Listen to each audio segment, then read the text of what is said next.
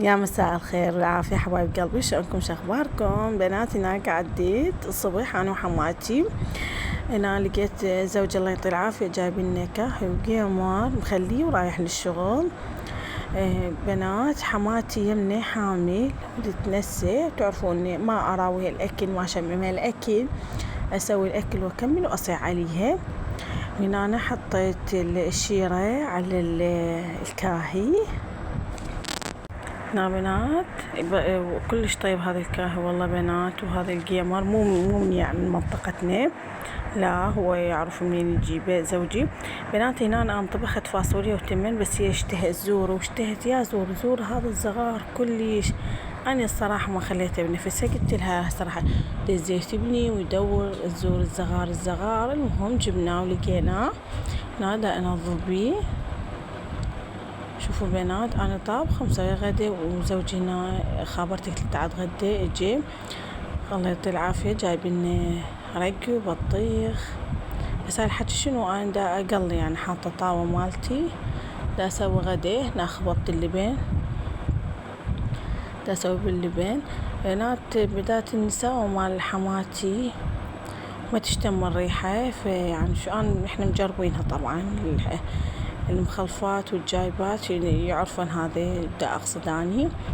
فمقعدتها بالغرفة سادة عليها الباب وما مشممة أي ريحة. المهم بنات شوفوا هنا من هذا تتكلم. قليت الزوري، هنا جبت خبز حار بنات، ما أقدر أخبز لين الجو كلش حار. بنات هنا سويت اللبن دا أخبط بيه. سويت طبعا نوعين لبن بالبداية سويته ماسخ، بعدين سويت لبن مالح إني لأن عمي وعمتي ما يأكلون ولا يشربون المالح أبد. وبعد ما تغدينا وخلصنا بنات شوفوا الطباخ مدهن كلش. طبعا شي أكيد ما أخليه أنا، إذا أكو سمك معناته حملة على البيت كليته، وأكيد المواعين ما نخلص من عدهن. وشلعت عيون الطباخ، طلعت هاي الاشياءات فوق الطباخ كليته. بنات اتمنى تشاركوني بقناتي على التيك توك. شوف بنات هنا الطباخ خليته يلمع بس شنو حمله على البيت كليته. انا هاي اذا يوم السمك صدق السمك ما يكون مذموم ناكله بعدين نحكي عليه.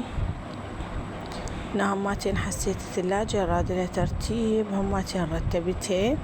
هاي بعد ما غسلت المواعين كملت كل شي. هنا بهيج شكل رتبتها. تعرفون الثلاجة كل شي نخلي بيها لليل، نصفيها للظهر نصفيها. طبعا هنا قمر العرب ما اكلنا بقينا من عنده. هاي هنا ابني ما ياكل الزوري جاب لي لفات، هماتين قعدنا هاي العصر. هنا بنات جبت صبغ بني، أنا شعري مميش يعني ميشت على العيد بس حسيته كلش تعب، فجبت له هذا الصبغ بني فاتح. بعد ما صبغته وخلصت بنات حزروا هاي الجنطة وين مبدلة وين لامة أغراضي وين راح نروح.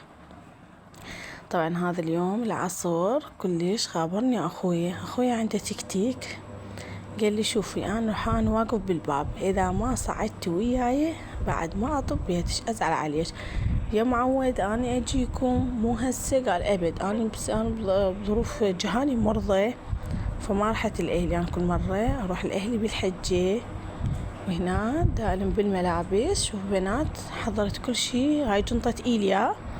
هنا أنا خليت لهاي السداري اللي ياكل بيهن، خاوليات، كل شي احتاج الإيليا اخذه بهاي الجنطة. شوفوا بنات هاي هنا هاي هسه اول ما حضرت جنطة إيليا. هنا طبعا البوطرة.